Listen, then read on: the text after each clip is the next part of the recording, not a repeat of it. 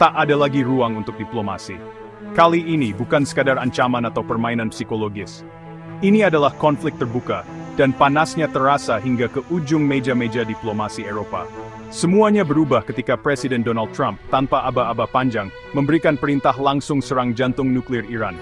3 lokasi paling dijaga di Republik Islam itu, Fordow, Natanz, dan Esfahan, diserang dalam satu malam yang mengubah sejarah. Dunia menyaksikan Amerika tak lagi bersembunyi di balik bendera Israel. Washington kini menjadi aktor utama, bukan lagi sutradara di balik layar. Tindakan itu ibarat menyalakan api di ruang tertutup. Iran, yang selama ini hanya memperlihatkan kekuatan militernya di parade militer tahunan, akhirnya melepaskan belenggunya. 40 rudal balistik dilepaskan serentak ke arah Israel. Langit malam berubah jadi kobaran neraka. Dan sasarannya bukan lokasi biasa, tapi Tel Aviv, jantung politik dan ekonomi negeri Yahudi itu. Dalam satu malam, ibu kota berubah menjadi medan perang.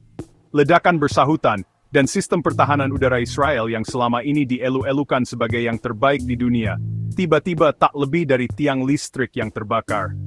Iron Dome lumpuh. Arrow 3 kehilangan kendali. Rudal-rudal Iran menghujani kota tanpa bisa dibendung. Warga sipil lari tunggang langgang menuju tempat perlindungan, hanya untuk mendapati bahwa bahkan bunker pun tak lagi memberi rasa aman. Sejil di parade seperang nyata. Dalam gelombang balasan ini, satu nama mulai menggema, Sejil. Sebuah rudal balistik yang sebelumnya hanya ditampilkan di panggung-panggung propaganda, kini turun langsung ke medan tempur. Jarak tembaknya mencapai 2.000 km, menjadikannya momok bukan hanya untuk Israel, tapi juga pangkalan-pangkalan Amerika Serikat di sekitarnya.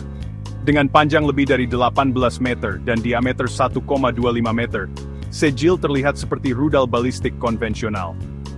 Namun, daya hancurnya jauh dari biasa. Ia mampu membawa hulu ledak antara 500 hingga 1.500 kg, cukup untuk meratakan markas militer dalam satu kali tembak. Dan yang paling mengkhawatirkan, Sejil dapat diisi dengan hulu ledak high explosive, bahkan nuklir. Iran mengklaim jika rudal ini ditembakkan dari Natanz, maka Tel Aviv bisa dijangkau dalam kurang dari 7 menit. Kecepatan luncur yang setara 13.000 km per jam, hampir 11 kali kecepatan suara. Artinya, sebelum radar musuh sempat berkedip, Sejil sudah menembus langit mereka dan meledak di atas kepala. Sistem navigasinya pun dikembangkan dengan presisi yang menakutkan. Akurasinya hanya meleset dalam radius 50 meter.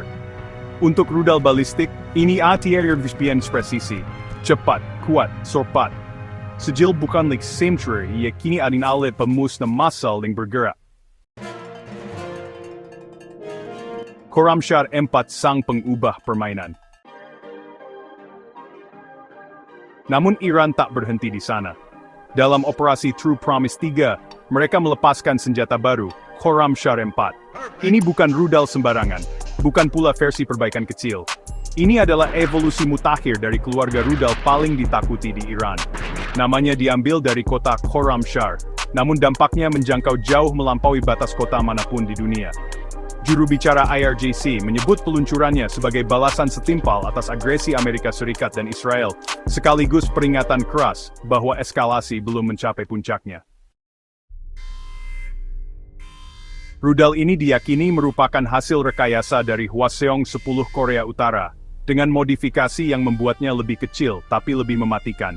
Meski jangkauannya dibatasi menjadi 2.000 km untuk menghindari provokasi langsung terhadap Eropa Barat, namun area jangkauan praktis meliputi seluruh Israel, Teluk Arab, bahkan sebagian Eropa Timur. Apa yang membuat Khorramshahr 4 sangat berbahaya bukan hanya jangkauan atau ukuran hulu ledaknya, tapi kecepatannya. Rudal ini melaju hingga 16 Mach, sekitar 19.750 km per jam, di luar atmosfer, membuatnya nyaris mustahil dicegat. Dan saat memasuki fase terminal menuju target, kecepatannya masih di atas 9.800 km per jam. Lebih mengerikan lagi, Khorramshahr 4 membawa sistem MIRV, Multiple Independently Targetable Reentry Vehicle.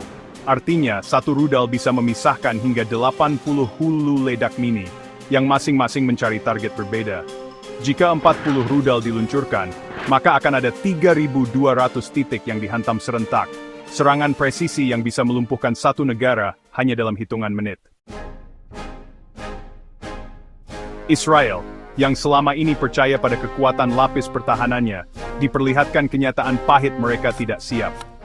Serangan rudal Iran bukan sekadar menembus sistem pertahanan, tapi mempermalukannya secara global.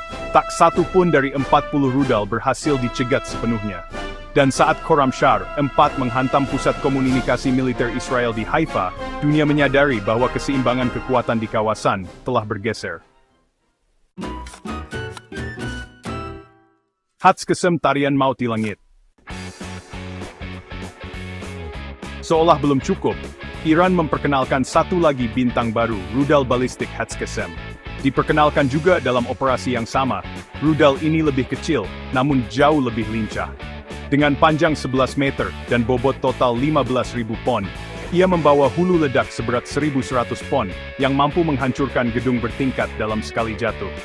Dan seperti dua saudaranya, Hatz-Qassem bergerak dengan kecepatan hypersonic. Yang membuatnya istimewa adalah kemampuannya bermanuver di udara. Ini bukan rudal lurus. Ia bisa menari di langit, menghindari radar, dan mengecoh rudal pencegat. Menteri Pertahanan Iran bahkan menyebutnya sebagai rudal cerdas, yang bisa membingungkan seluruh sistem pertahanan buatan Amerika Serikat dan NATO. Dalam video yang beredar, Hatz-Qassem menghantam sebuah gedung di Tel Aviv tanpa ada satu pun sistem pertahanan Israel yang bereaksi. He says, same. Kini, rudal bukan hanya alat tempur, mereka adalah pesan. Iran tidak lagi berbicara dengan kata-kata, mereka berbicara dalam bahasa ledakan, panas, dan api. Bagi Israel, ini bukan lagi sekadar perang. Ini adalah guncangan eksistensial. Dan bagi Amerika, ini pengingat bahwa era dominasi sepihak mereka telah usai. Karena, ya, di langit Timur Tengah, bukan lagi F-35 atau Iron Dome yang bicara. Tapi Sejil, Khorramshahr 4 dan Hatz-Qassem, semua itu adalah simbol dari perimbangan kekuatan yang semakin nyata. Ketika ledakan-ledakan itu merobek langit Israel dan membungkam sistem pertahanan yang selama ini dielu-elukan, para pemimpin dunia hanya bisa menyaksikan ya. Kantor-kantor berita dipenuhi breaking news, diplomat-diplomat membisu, dan pertemuan darurat Dewan Keamanan PBB pun berakhir tanpa resolusi. Dunia tahu, ini bukan konflik yang bisa dihentikan hanya dengan kecaman atau embargo. Ini adalah benturan keras antara ambisi dan ketakutan. Spend John is fearing to telltale baik itsebed paining. Amerika Serikat pun terjebak dalam dilema besar. Mereka telah menyalakan api, tapi kini, ya, sulit untuk memadamkannya.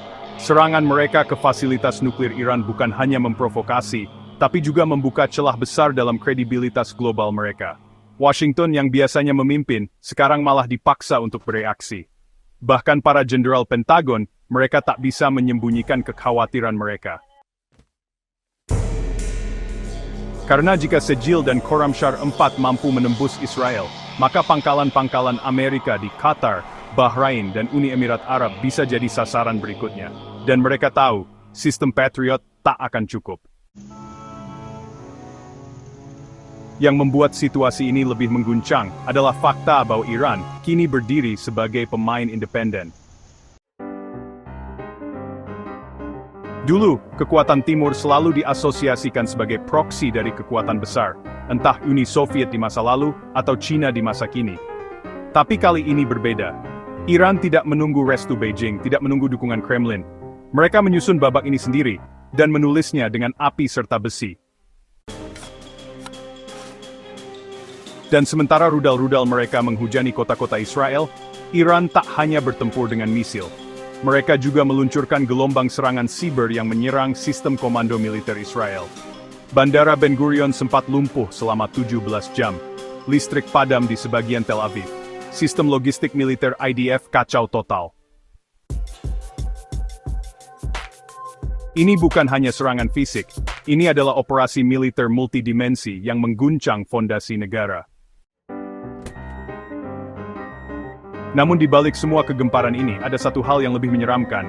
Diamnya negara-negara besar, Arab Saudi, UAE, bahkan Mesir yang biasanya gencar mengecam Iran, kini memilih bungkam. Ada aroma perhitungan ulang di udara. Karena di belakang Iran mulai terlihat bayangan yang lebih besar, China. Data intelijen Barat menangkap aktivitas pesawat kargo dan logistik militer China yang meningkat drastis ke pelabuhan Bandar Abbas dan Chabahar beberapa minggu sebelum konflik pecah. Apakah Iran benar-benar sendiri? Ataukah ini hanya ujung dari rencana besar yang dirancang jauh dari Teheran, mungkin di Beijing? China sendiri tak mengatakan apapun secara eksplisit. Tapi semua orang tahu bahwa negara yang menguasai perdagangan minyak teluk dan teknologi hipersonik tentu punya kepentingan besar di balik layar. Dan ketika Iran menembakkan rudal berpresisi tinggi dengan sistem navigasi yang terlalu canggih untuk ukuran teknologi lokal, para analis militer mulai menggigit bibir. Ini bukan hanya kekuatan Iran, ini sinyal aliansi baru yang mulai bergerak di bawah tanah. Bagi Israel, ini adalah titik paling gelap sejak berdirinya negara itu pada tahun 1948. Tak pernah sebelumnya mereka diserang sedemikian langsung, sedemikian presisi, dan sedemikian mematikan. Dan ya, lebih menyesakkan lagi, mereka sendirian. Amerika yang biasanya hadir sebagai pelindung, kini sibuk meredam krisis internal dan ancaman di Indo-Pasifik. Eropa, terbelah antara kepanikan energi dan kepentingan ekonomi dengan China. Netanyahu yang dulunya percaya diri, kini terduduk dalam ruang krisis dengan wajah tanpa ekspresi. Para menterinya berdebat soal respons, tapi semua tahu bahwa menyerang balik Iran akan membawa konsekuensi eksistensial. Karena jika Iran memutuskan menggunakan kapasitas nuklirnya secara terbuka, tak ada kota di Israel yang akan aman.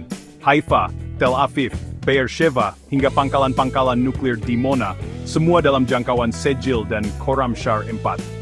Dan ya, tak ada sistem pertahanan yang menjamin perlindungan total. Pergeseran kekuatan, Barat tak lagi dominan. Konflik ini adalah sinyal yang, tak bisa diabaikan. Dominasi Barat mulai tergerus. Dulu, ketika Amerika Serikat bicara, dunia mendengar. Tapi kini, bahkan ketika rudal Amerika Serikat menghantam fasilitas nuklir Iran, yang menggema justru balasan dari timur. Iran tak lagi gentar. Mereka tak lagi menunggu. Mereka menyerang, dan mereka menyerang dengan presisi, keberanian, dan sinyal strategis yang benar-benar mengguncang meja global. Di banyak negara, terutama dunia Muslim, reaksi publik sangat berbeda dari narasi media Barat. Di jalan-jalan Karachi, Teheran, Beirut, hingga Jakarta, ribuan orang turun ke jalan memberi dukungan pada Iran. Ini bukan hanya konflik antara dua negara. Ini sedang membentuk ulang persepsi dunia tentang siapa sebenarnya penyerang dan siapa yang bertahan. Penutup sementara, perang belum usai. Tapi dunia sudah berubah. Dan inilah yang paling menakutkan. Belum ada tanda perang ini akan berhenti. Tidak ada gencatan senjata. Tidak ada jeda kemanusiaan. Tidak ada jeda diplomasi. Hanya suara rudal yang menembus atmosfer dan ledakan yang mengguncang fondasi geopolitik lama. Iran telah membalikkan peta ancaman. Mereka tak lagi berada dalam posisi bertahan. Kini, mereka menyerang. Bukan hanya menyerang secara fisik, tapi menyerang struktur dominasi global yang selama ini dibangun oleh Amerika dan sekutunya. Dunia kini menyaksikan kelahiran tatanan baru, dan jika perang ini terus berlanjut, kita semua akan menjadi bagian dari bab selanjutnya, entah sebagai saksi atau sebagai korban. Saat rudal-rudal Iran membelah langit dan menghancurkan simbol-simbol kekuatan Israel, dunia bisnis pun gemetar. Di New York, para eksekutif keuangan tertegun menyaksikan Dow Jones anjlok 900 poin dalam satu hari. Pasar panik bukan karena spekulasi, tetapi karena kenyataan brutal Timur Tengah sedang terbakar, dan api itu bisa menyambar kemana saja. Harga minyak melonjak ke angka $165 per barel, tertinggi sejak 2008. Seluruh jalur suplai energi dari Selat Hormuz berada di bawah ancaman rudal, dan tak satu kapal pun berani melintasi jalur itu tanpa pengawalan militer. China mulai mengamankan kontrak energi jangka panjang dari Iran melalui sistem barter rahasia, sementara Rusia memanfaatkan kekacauan ini untuk meningkatkan pengaruhnya di Suriah dan Afrika Utara. Sementara itu, Eropa menghadapi dilema akut. Di satu sisi, mereka harus menunjukkan solidaritas terhadap Israel, mitra strategis lama. Tapi di sisi lain, ketergantungan mereka pada energi dan perdagangan dengan Timur memaksa mereka untuk berpikir dua kali. Prancis, yang sebelumnya vokal dalam mengecam program nuklir Iran, kini menggelar pertemuan tertutup dengan diplomat Iran di Oman. Inggris hanya mengeluarkan pernyataan keprihatinan mendalam tanpa menyebutkan satupun bentuk aksi nyata. Amerika Serikat, gigantisme yang mulai keropos. Gedung Putih kini seperti rumah kaca di tengah badai. Serangan yang mereka mulai, sekarang berubah menjadi bumerang. Serangan balik Iran, yang dibungkus dengan kecanggihan teknologi, presisi militer, dan dukungan moral dari banyak negara, telah mengekspos kelemahan sistem pertahanan Amerika dan sekutunya. Dan, ya, bukan hanya secara militer, tapi juga secara naratif. Dulu, Amerika Serikat bisa mengendalikan opini dunia lewat media besar. Tapi sekarang, media sosial telah mengubah lanskap informasi. Cuplikan video rudal Hatskesem yang menghancurkan gedung intelijen Israel beredar luas di TikTok dan Instagram, memancing gelombang dukungan publik di luar prediksi Barat. Banyak kalangan muda di Amerika sendiri mulai mempertanyakan, kenapa kita berperang? Apa benar ini semua demi demokrasi? Atau, hanya untuk menjaga dominasi lama? Kongres terpecah. Sebagian menuntut eskalasi penuh, bahkan penggunaan taktis senjata nuklir terhadap Iran. Tapi sebagian lainnya, terutama yang punya latar belakang ekonomi, mengingatkan bahwa perang terbuka dengan Iran akan mengakhiri tatanan ekonomi global yang menopang dolar selama ini. Pernyataan resmi NATO terdengar datar, kami mendesak semua pihak untuk menahan diri. Tapi ya, di balik layar, perpecahan membelah blok pertahanan terbesar di dunia itu.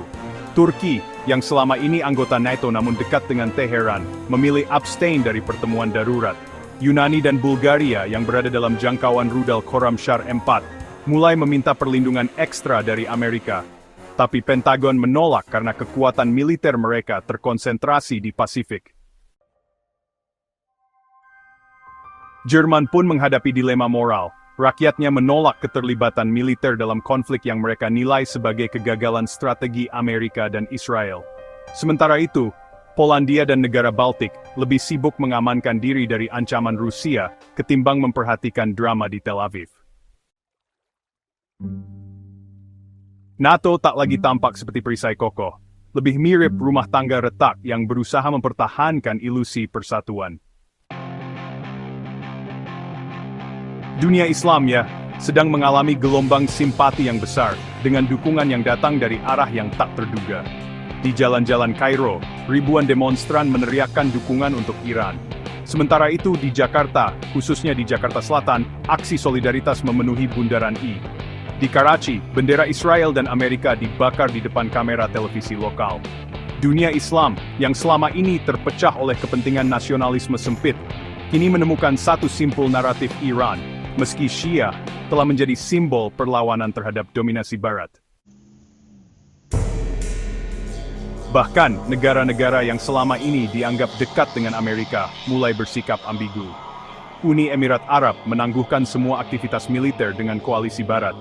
Arab Saudi, dalam langkah yang cukup mengejutkan, mengundang delegasi Iran untuk pembicaraan perdamaian regional. Tiba-tiba, Teheran bukan lagi negara nakal, tapi aktor penting yang suaranya tak bisa diabaikan. China dan Rusia, bisa dibilang adalah pemain sunyi yang tersenyum. Di Beijing, tidak ada pernyataan resmi yang bombastis. Tapi para analis tahu, China sedang memanen apa yang telah mereka tanam bertahun-tahun. Mereka telah membangun jalur sutra baru melalui Iran, menjalin kerjasama militer di balik bayangan, dan kini memanen kekacauan yang mengalihkan fokus Amerika dari Indo-Pasifik. Rusia di sisi lain bermain catur. Di satu sisi mereka mengecam tindakan Amerika, di sisi lain, mereka menawarkan diri sebagai penengah. Putin bahkan menyebut konflik ini sebagai, bukti bahwa dunia multipolar adalah keniscayaan. Dan selama Barat sibuk memadamkan api di Timur Tengah, pasukan Rusia semakin dalam mencengkeram Ukraina Timur dan memperluas pengaruh di Afrika. Bagi Moskow dan Beijing, ini bukan sekadar perang.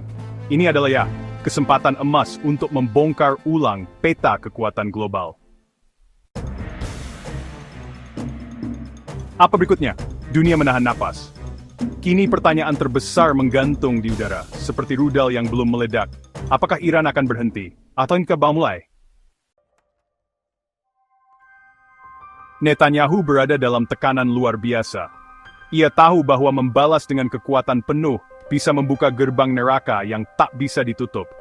Tapi membiarkan serangan ini tanpa respon adalah sinyal kelemahan yang tak akan dimaafkan oleh para pemilih garis keras dan elit militernya. Di sisi lain, Iran juga berjalan di tepi jurang.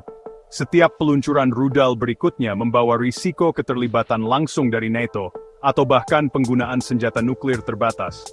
Tapi bagi Teheran, ini adalah momentum yang terlalu berharga untuk disia-siakan.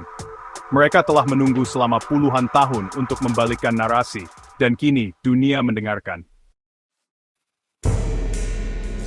Dan jika sejarah telah mengajarkan kita sesuatu, maka itu adalah perang jarang berakhir dengan kata-kata, tapi selalu dimulai dari sebuah keputusan. Dan di langit Timur Tengah, keputusan itu sudah diambil. Ketika semua jalur telah terbakar, hanya bara yang tersisa. Kini dunia tidak lagi berdiri di persimpangan. Kita telah melewati batas. Jalur diplomasi telah runtuh di bawah puing-puing gedung yang hancur, dan suara-suara perdamaian teredam oleh dentuman rudal yang menghujani langit malam. Ini bukan lagi tentang Iran atau Israel semata. Ini adalah panggung global tempat seluruh aktor, besar maupun kecil, mulai menari di atas bara perang yang membara. Amerika Serikat, yang dulu menjadi simbol kekuasaan global, kini menghadapi kenyataan baru, lawan-lawan mereka tak lagi takut. Ketika Iran melepaskan Sejil dan Khorramshahr 4 dengan presisi mematikan, itu bukan sekadar penembakan rudal. Itu adalah deklarasi bahwa dunia multipolar telah hadir, bahwa senjata bukan lagi monopoli satu blok, bahwa Timur tak lagi diam di bawah bayang-bayang dominasi. Israel, yang selama ini merasa menjadi kastil di tengah padang pasir, kini menyadari bahwa benteng baja pun bisa meleleh. Iron Dome, Arrow 3, dan pertahanan udara tercanggih tak mampu menahan arus baru dari kekuatan yang telah berevolusi, bukan hanya secara militer, tapi juga secara politis dan ideologis.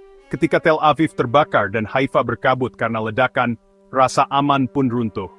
Kini tidak ada tempat yang benar-benar aman di Timur Tengah.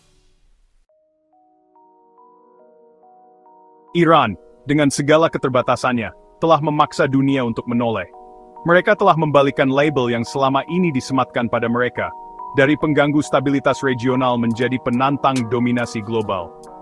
Dan meski jalan yang mereka tempuh dipenuhi risiko, satu hal kini pasti, suara mereka tak bisa lagi diabaikan. Bukan hanya karena rudal-rudalnya yang bertenaga, tapi karena pesan yang dibawanya, bahwa dunia tidak bisa terus dikendalikan oleh satu tangan. Tapi pertanyaan yang kini menghantui bukan lagi siapa yang menyerang duluan, melainkan sejauh mana kita berani membiarkan ini terus berjalan.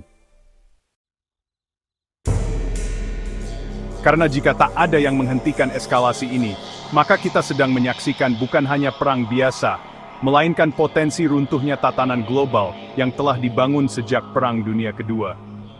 Kita berbicara tentang kemungkinan konflik nuklir di era ketika semua negara besar sudah memiliki kapasitas penghancur massal. Dan seperti dominonya geopolitik, satu jatuh bisa menyeret semua yang lain.